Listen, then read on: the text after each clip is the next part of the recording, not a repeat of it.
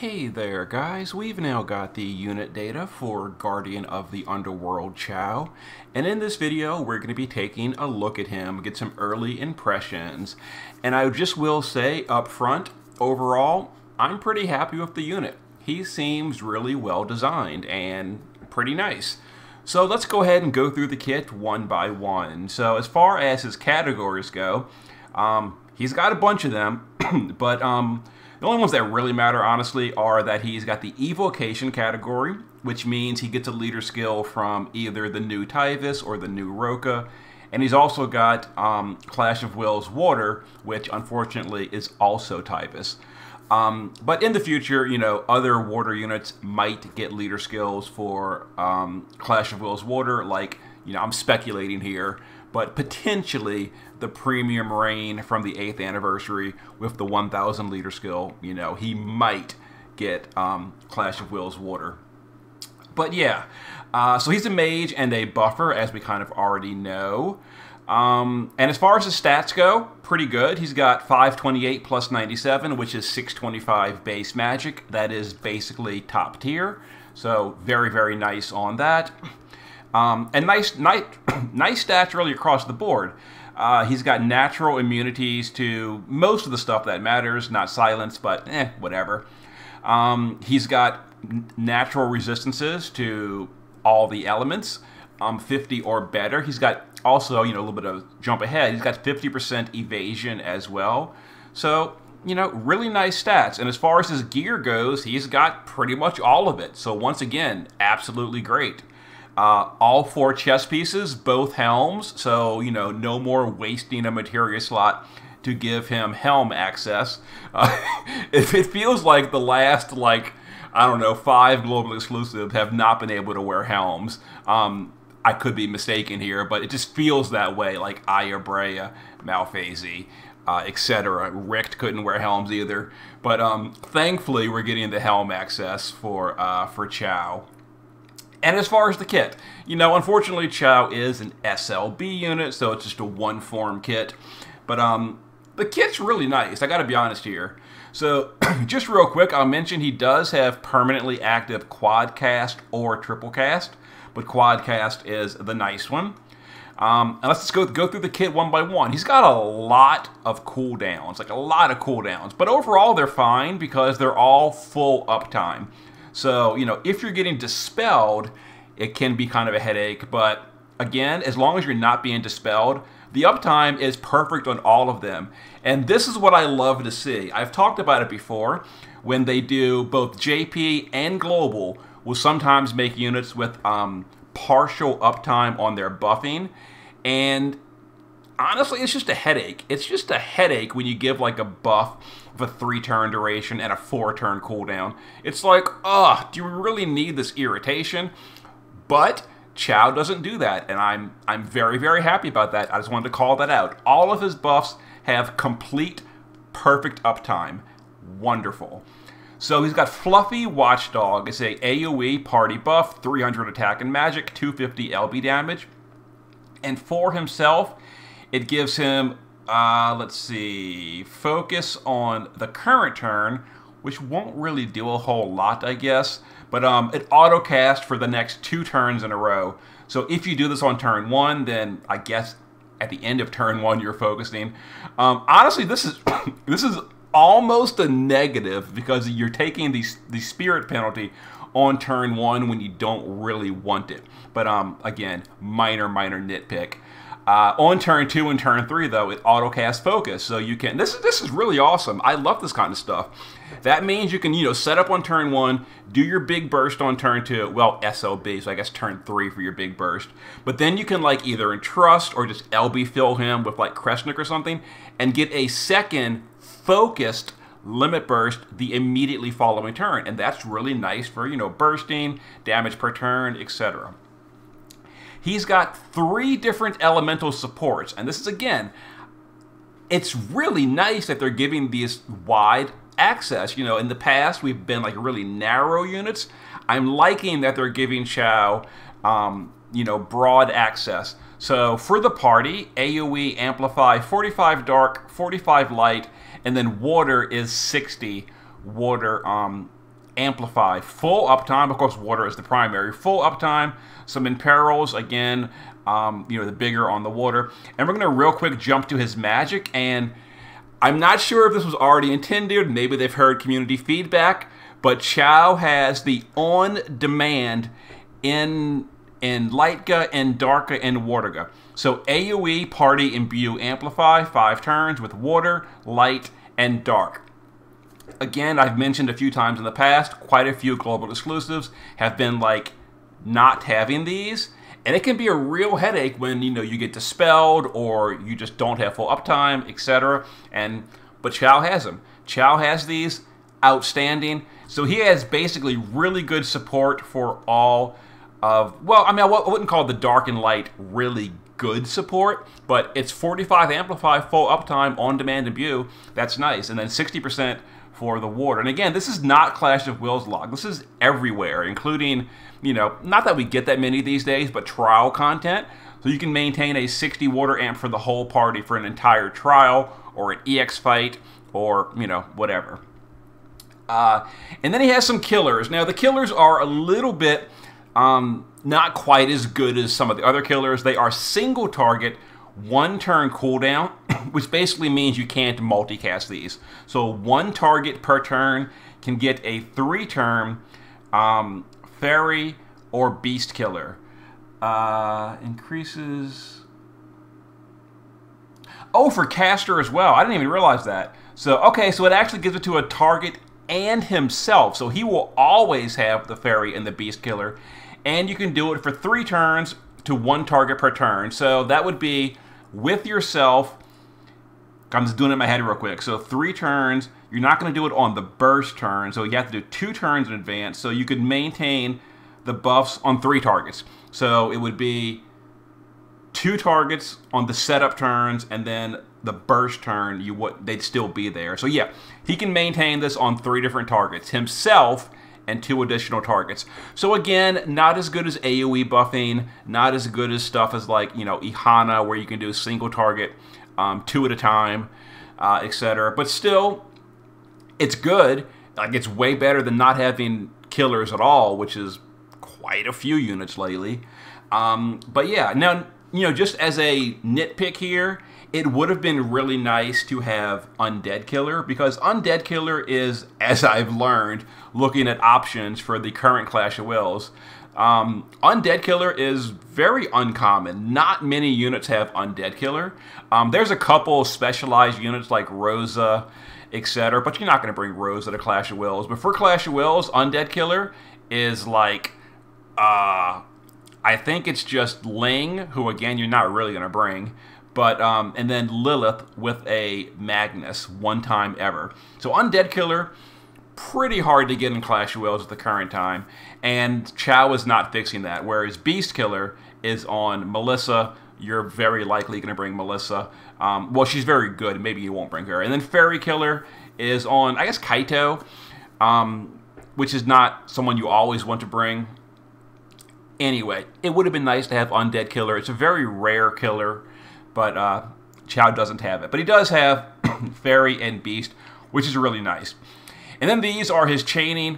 The chaining's not super special, but it is 500 quad casted in Clash of Wills. That's a 2,000 modifier on demand, which is not special. Honestly, it's basically the same thing as Ayaka's card. But I don't know. It's filler. It's filler. But it does fill morale gauge, and it does fill his LB gauge so that he can do a rotation of, you know, chaining, LB, chaining, SL, or chaining, LB, SLB, chaining, SLB, or you get the idea. It gets a little confusing when you're an SLB unit, depending on your EX level. That would be a EX3 rotation, where it would be chain, regular LB, SLB, repeat. But yeah, so he's got that for water, light, and dark. And then he's got these Magnuses. So his LB, we're going to get to it in a minute. His LB is water locked. You're always going to use the LB for water damage. This is his 150 Amplify. It's also a chain. And this can be multicasted. It's a relatively low damage chain. Not super special, mostly a setup for his SOB for bursting. But the light and the dark, so if you're using him off main element, where you're going with light or dark, this in Clash of Wills would be a 4,000 modifier, which is decent. It's certainly decent. It's better than the old 3,000 modifiers we've had for some other stuff. Again, not as good as water, but it's serviceable. And you can do this every other turn. It's a 2-charge Magnus, and then these skills refill 1 charge per use. So as long as you cast this twice, it'll refill this. And remember, he does have quad cast permanently active. Now these skills cannot be quad casted. These are single cast skills. But yeah, there you go. And then we're going to skip to his magic. And again, he's got a lot of magic, and this is really, really awesome. Especially Bar Waterja, which for me, I love because increase LB gauge by 10 to all allies. It can be quad casted. I think this is the first unit with quad cast of a Ja resist buff. I don't think anyone else has quad that has access to these type of spells. That's really nice. That's 40 LB gauge per turn AoE for the party if you want. You know, that would consume his entire turn. But still, having the option in like Dark Visions or whatever to just quad cast LB fill is really nice. Of course, it's also the water resist buff and the 50 to all mitigations. Again, really useful tools in Dark Visions. Protect and Shell +2. These are a little bit not as big of a deal with the Bar Water because this gives the 50 resist anyway. Again, minor nitpick. It would have been awesome if he had +3 to Shell and Protect for the bigger stat buff and then the bigger mitigations. But at that point, you're getting into like dedicated support unit, not really a damage dealer. And Chow's damage is really good. I'll show you some calculations in a minute. But yeah, Protect and Shell +2. The only reason you would ever use these is if you needed the 200% Spirit or Defense buff, because the mitigation is handled by Bar Waterja. Or I guess if you don't want to blow 500 MP on Bar Waterja, which if you're not using MP down gear, that can be expensive. Also, Isunaga, Re-Raise, and Curega. So very, very nice. Keep in mind, he does not have any immunity buffs, and he does not have Raise. So he's not really a full dedicated healer, but he can definitely heal and cure and re-raise and all. He just can't like be the primary healer with like, you know, status immunity, break immunity, all that kind of stuff. There you go. We know his leader skill already, and then his LB is 30 Staff and Rod in Peril, 130 Water in Peril, and then 360 Dark Visions. Well, you're not going to use it in Dark Visions. And Clash, it'll be 450. Yeah, in Dark Visions, you only do 1 burst, which would be the SLB, which is 40 Rod in Peril and Staff, 140 Water, 560 in Dark Visions, and 650 in Clash of Wills. Now, real quick, let's pop over to some calculations. So, in Clash of Wills, at the current time, based on calculations, he is pretty much at the top. So there you go. And again, this is an early calculation. I will optimize the build once the builder is available. He might slightly go up or down, but even so, he's really good damage in Clash of Wills. Also, I'll make a small note here that because we now have 2 different units in Clash of Wills that do Arcane Supplementation, Chow and Dwayne, I'm going ahead and assuming that as a default buff, kind of like I assume the best buffs. I'm now just assuming Arcane Supplementation for everybody. Meaning, as you can see up here, everyone is using a 450 stat buff, and everyone is using a 350 LB damage buff. So just keep that in mind if you're someone that uses my spreadsheet. But yeah, in Clash of Wills, very, very high damage. It is waterlocked, but I think his light and dark damage was somewhere like around Dwayne or Lightning's damage. So still really high, even for dark and light, assuming external amplifies for 100%, etc. And then in Dark Visions, again, really high in Dark Visions, very surprising. He's like basically close to the top. Now keep in mind that is for the water element, which is, I mean, we always say water is not the greatest element, And honestly, it's still kind of, sort of not. It does have Irving, Chow, who are some other high ones? Dragon Lord Roos, which again just made water a lot better than it was before. Avalanche Tifa, and in the future we are getting the Neovisions pluses as well. So maybe we have to stop saying water is not that good. Maybe water is good now. You know, it's got Titus somewhere around here. He's not super great. Here he is, down here. Yeah, he's not super great.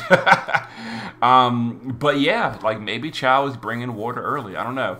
Now the real question becomes, just, you know, speaking very long term, do I think Chow would fit on like an 8th anniversary meta water party? So let's just briefly take a peek into future JP. So we would have the new Rain leading the party. We would have the new Roos for the 70% amplify field. Those are important. The new Rain, or I'm sorry, and the new Lastwell. The new Lastwell for Neovisions Plus would be dealing a ton of damage. The new Tifa with Neovisions Plus. So that's 4 party slots. You have to bring someone to amplify the new Lastwell. It's required. So that would either be a support unit, or it could be Chow using the Water Amplify targetable card. And he could actually be your Amplify for the new Lastwell. That's 5 members, and you still need someone for breaking. So the breaker would be probably Metzi. If you're going all in for water, Metzi would be your water breaker.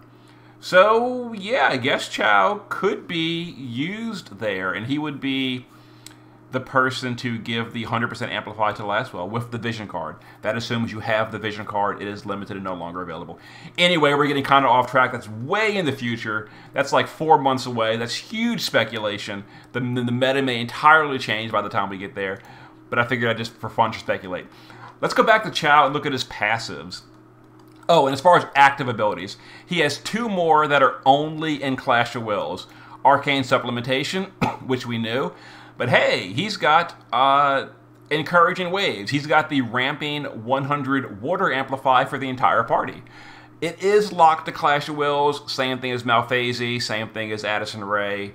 So this, you know, seems to be an unfortunate trend where the 100 Amplifies are now Clash of Wills locked. But in Clash of Wills, he does have a single-use Magnus for 100% Water Amp for the entire party. And as far as the rest of the passives, at EX2, he gets Omni Killer 100%, Autocast Bewitching Beast. That is his start of the battle, fills his LB gauge, fills morale, and it starts off with his light and dark Magnuses automatically ready to go on turn 1. Also at the start of the battle only, he fills 7 Evocation gauge. Kind of nice. It's kind of amusing because he doesn't even use evocation skills except for his fields, which is kind of convenient, actually. At EX3, he gets his more passives, more magic, flat magic, and then chain modifier cap, 100%. He also has the chain modifier cap in his kit naturally, so at EX3, he doesn't need any kind of Magister's gear. He has 6 times by default. He has Guts. He's got 300% double hand. He's got, you know, some more passive stats. He does have HP and MP. That's been kind of a little bit of a problem recently, as some of the global exclusives like Malphase have 0 HP passives. I think Elena has no HP passives in the shift form. So yeah, that's kind of been like a, I would say, a problem lately. But thankfully, Chow does not have that problem. Here's his fields. We knew about this from the live stream. 40 water field, 30 to light and dark field. They are individual fields, which is unfortunate. But at the very least, they're 10 turn duration, so that's kind of nice. Chain speed, always nice to have. More passives, naturally stop and charm immune. Again, awesome.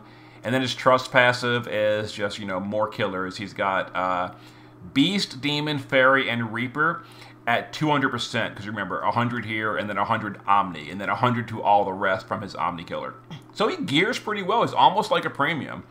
Pretty nice. And then his normal attack is time to play, some healing for the party, and then LB gauge, kind of whatever. You're not really going to use that. But yeah, there's the kit. So pretty good, pretty good. He's got some killers, he's got some amplifies, imbues for the party, stat buff, LB buff, does really good damage. He seems to be pretty easy to use. I'm not noticing any kind of awkwardness in his rotation, like, you know, Dwayne or Nora. They can definitely have some big headaches in the rotation. His LB and SLB are both just damage, so there's not really going to be any, like, again, not really any awkwardness in the rotation. You just use them when you want and deal damage. When the SLB is ready, there's no need to hold it, unless you're, you know, saving up for a big burst turn or something. But yeah, just use this as it comes up. Seems very, very smooth to use. So overall, I'm pretty happy with Chow. I'm liking him quite a bit. I'm definitely going to pull for him. You know, there are some there are some downsides here. For one thing, I can't really show it to you on the wiki, but the vision card thing. As we know, his special vision card is on a step up. If you don't do the step up, your Chow is just permanently missing 1,000 magic, which, you know, feels bad, man. Not much to be done about that. So if you want your highest power Chow, you've got to go a minimum of 28,000 for the card. You know, it's optional.